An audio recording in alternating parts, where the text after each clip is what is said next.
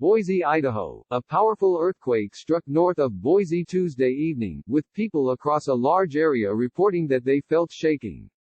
The U.S. Geological Survey said the magnitude 6.5 tremor hit just before 6 p.m. It was centered 73 miles northeast of Meridian, near the rural mountain town of Stanley.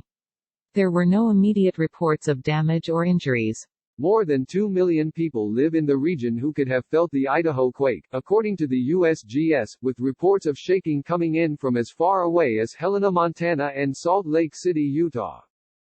CBS Boise affiliate KBOI-TV says reports flooded its newsroom and popped up on social media from all over the Northwest and even Canada. Viewers said it lasted between 20 to 30 seconds. Marcus Smith, an emergency room health unit coordinator at St. Luke's Wood River Medical Center, said the hospital shook but the quake didn't interfere with the treatment of any patients. The hospital in Blaine County, about 65 miles south of the epicenter, is on the front line of Idaho's coronavirus outbreak, in a region with the nation's highest per capita rates of known COVID-19 cases outside of New York City and its surrounding counties.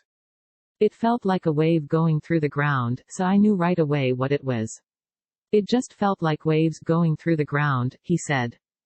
The earthquake added stress during an already tense time for the region, but Smith said everything seemed fine, for now.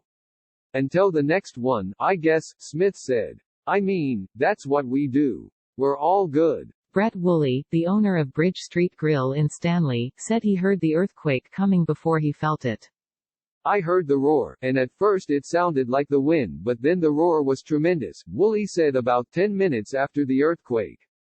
The whole house was rattling, and I started to panic. I'm sitting here perfectly still and the water next to me is still vibrating. Greg Hogan, owner of Redwood Cabins in Stanley, told KBOI the quake took him and his 12-year-old son by surprise. It was like a herd of rhinoceros were running through the house, Hogan said. My boy's looking at me with his eyes wide open and I just picked him up, grabbed him, and went outside until it settled down. It was a rattler. It was definitely jolting, he said. Dr. Lucy Jones, a seismologist at Caltech and the founder of the Dr. Lucy Jones Center for Science and Seismology, said the Idaho region has an earthquake of about this strength every 30 or 40 years.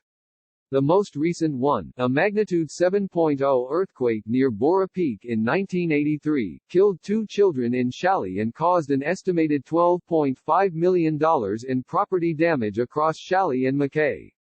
That quake was along what scientists call a normal fault, and caused vertical movement, she said. Tuesday's quake appeared to be on an unmapped strike-slip fault, causing mostly horizontal movement along the fault line. This is one that wasn't obvious enough to be mapped before now, Jones said.